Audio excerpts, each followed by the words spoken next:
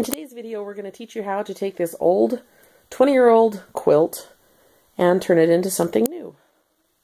So my daughter got a pair of scissors, the daughter that's 16 now, and cut some pretty good size holes in the quilt, so we're going to recover it. At Walmart, and I got some fat quarters, kind of. They're not really fat quarters. It's just a half a yard of fabric, various colors, and I just cut them according to the fold here, so yeah. So I cut it right here, and cut it right here. So these are the strips that I'm going to do. And I'm just going to sew the strips together first. I like to use a big seam allowance, a ½ inch seam allowance, because otherwise your seams come apart. So that is a really good size seam allowance. And I left the selvage on there just for extra room. Crazy light.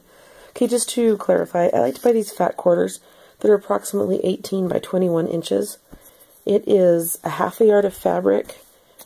Then it is cut the other direction. So what I'm going to do is I'm going to put the selvage edge on here. The selvage edge is the factory edge. You know that, right? And then I'm going to fold it in half this way. And that's how I'm going to cut my strips. Just like that. I figure I need 4 more colors, so I'll have to see what I have in my stash. So I've taken all of my strips of fabric and... Focus! Baby's screaming focus at me. And I have sewed them into a big long strip. So here's the one end of the strip, and then all the way over on the other side of the bed is the other end of the strip. And I'm going to iron all of these really, really well and fold them up. And here is just a half a piece. It's a quarter of a fat quarter, basically. But I don't want my seams to line up because they never do, right? So this is what we're going to do here. We're going to take this end and sew it to this end and just sew until the whole thing is connected. And then at the very middle of the whole thing, I will cut it. And I'm going to continue to do this until I have a beautiful, amazing top for my bedspread. I'm excited about this. I haven't ironed yet, as you can see, because, well, my iron is missing.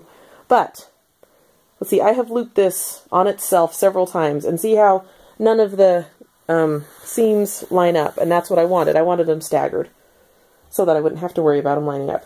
Down here on the bottom, I still have it connected to itself, so every time you loop it, it's going to be connected to itself. So I need to go back and just cut that out. But this is quite long, and I'm going to do it one more time, and it should cover the entire bed. I was just thinking, you can actually do this with a sheet also. That'd save you a lot of time. But I'm pretty excited about this. And as you can see before, I have another really scrappy quilt, but it's got some problems and holes in it. So I'm actually going to cover this with black and white. I'm excited about that too. So now that I have the top done, I'm starting to stitch it on to the old quilt, doing some overlap here about 2 inches so that I can bind it. I'll just tuck it around and tuck it under, and probably just zigzag it on the machine because that'll be the easiest. So what I do is I've decided every 8 inches I'm going to do it. Careful, there's a needle there, buddy. See the needle? Anyway, so you just take a stitch and then tie a square knot in it. And a little baby will come snuggle on it. I'm making good progress on this. It looks kind of dirty. So now I'm just pulling the fabric around to bind it. Just taking some little stitches on the edge here. And I will have to add a little bit more fabric because it didn't make it quite to the end on either side. This side has a lot more that didn't make it, so anyway, cool. I really like the way it turned out. I had to add some fabric on the sides here because it wasn't quite long enough, but I think it looks fine. And it's really going to be tough. I reinforced all the edges and all the corners.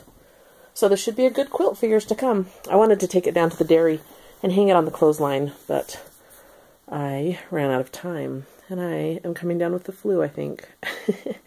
Anyway, so if you like this video, give it a thumbs up and go ahead and subscribe if you want to for more, I don't know, Kara projects. Thanks, guys. See ya. Bye.